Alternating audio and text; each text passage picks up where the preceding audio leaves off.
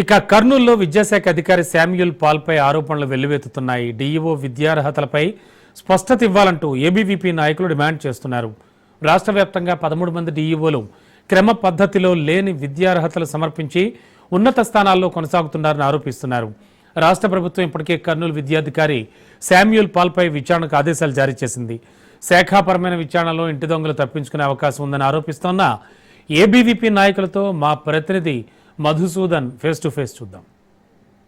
Kurnool DEO విద్యా అర్హతలపైన విద్యార్థి సంఘం నాయకులు పెద్ద ఎత్తున ఆందోళన వ్యక్తం చేస్తున్నారు. విద్యాశాఖ అధికారి పైన ఎలాంటి ఆరోపణలు ఉన్నాయని మనతో తెలిపేందుకు విద్యార్థి సంఘం నాయకులు ఉన్నారు. అసలు ఏం జరుగుతుంది, విద్యాశాఖ అధికారి పైన ప్రధానంగా ఉన్న ఆరోపణలు ఏంటి? కర్నూలు విద్యాశాఖ అధికారి పైన అనేక ఆరోపణలు ప్రజా సంఘాలు కావచ్చు, విద్యార్థి సంఘాలు కావచ్చు, గత 15 రోజులుగా కంటిన్యూగా కలెక్టర్ గారు కావచ్చు అనేక రిప్రజెంటేషన్లు ఇవ్వడం జరుగుతుంది. ఈ జిల్లాలో ఉన్నటువంటి విద్యా వ్యవస్థను గాడిన పెట్టాల్సినటువంటి ఒక జిల్లా ఉన్నతాధికారి నాణ్యమైనటువంటి విద్య లేక విద్యార్హత లేనటువంటి వ్యక్తిని తీసుకొచ్చి డీఓగా పెట్టడాన్ని అఖిల భారతీయ విద్యార్థి పరిషత్ తీవ్రంగా ఖండిస్తుంది. అనేక ప్రజా సంఘాలు, విద్యార్థి సంఘాలు ఆర్టీ యాక్ట్ల ద్వారా మీ యొక్క విద్యార్హతలను కోరుతున్నప్పటికీ ఎక్కడికి కానీ మీరు విద్యార్హతలను థర్డ్ పర్సన్కి ఇవ్వాలి అన్నటువంటి సమాధానమే చెప్తున్నారే కానీ బహిర్గతంగా మీ యొక్క అధికారాన్ని, మీ వచ్చినటువంటి బాధ్యతలు ఏ విధంగా వచ్చారు, మీరు బీఈడీ ఎక్కడ చేశారు, ఎప్పుడు చేశారు, ఎలా చేశారు అనేటువంటి అనేక మంది విద్యార్థి సంఘాలు అడుగుతున్నప్పటికీ కేవలం అనేక మంది విద్యార్థులను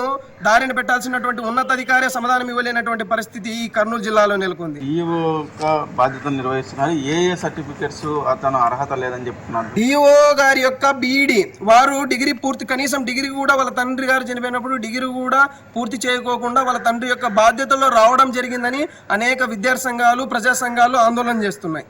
వాటిపైన స్పష్టతను కోరుతున్నాం. ముందుగా అలాగే వీరు ఒక జాబ్ చేస్తూనే, ప్రభుత్వ ఉద్యోగిగానే ఉంటూనే కంటిన్యూగా బీఈడీని పూర్తి చేసుకోవడం జరిగింది. వీటన్నిటిపై, ఈ అనుమానాలన్నిటిపై ఒక విద్యాశాఖ అధికారి నివృత్తి చేయాల్సినటువంటిది పోయి నేను ఎవరికి ఇవ్వాల్సినటువంటి సమాధానం ఇవ్వాల్సినటువంటి పరిస్థితి లేదని చెప్పడం జరుగుతుంది. గతంలో అనేక మంది విద్యార్థి సంఘాల నాయకులు కావచ్చు, అనేక మంది ప్రజా సంఘాలు కావచ్చు, జిల్లా కలెక్టర్ గారికి కూడా వినతి పత్రం ఇవ్వడం జరిగింది. కాబట్టి జిల్లా ఉన్నతాధికారి ఎవరైతే ఉన్న విద్యాశాఖ అధికారి ఎవరైతే ఉన్నారో వారు వెంటనే బహిర్గతం చేస్తూ వారి యొక్క విద్యార్హతలను బహిర్గతం చేయాలని అఖిల భారతీయ విద్యార్థి పరిషత్ నుంచి మేము డిమాండ్ చేస్తున్నాం. దీనిపైన ఆర్జేడీ ఎంక్వైరీ చేశారు. ఆర్జేడీ ఎంక్వైరీలో ఈ పూర్తి విషయాలు బయటకు వస్తాయని అనుకుంటున్నారు.